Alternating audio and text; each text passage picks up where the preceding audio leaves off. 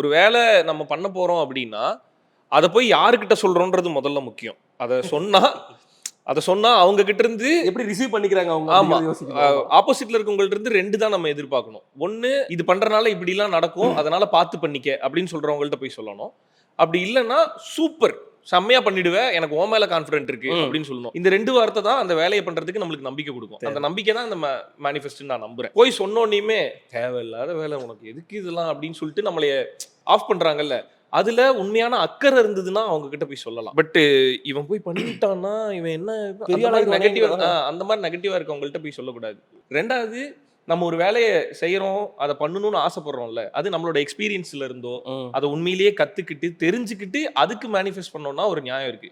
என்னன்னே தெரியாம அதுக்கான எஃபர்ட்டே இல்லாம ஒரு மேனிஃபெஸ்ட்ன்றது வேலைக்காகவே. கரெக்ட். நான் டான்சர் ஆகணும்னு யோசிச்சா என்ன ஆகுறது அந்த மாதிரி. என்ன புரியல? இப்படிதான் உசுப்பேத்துவாங்க.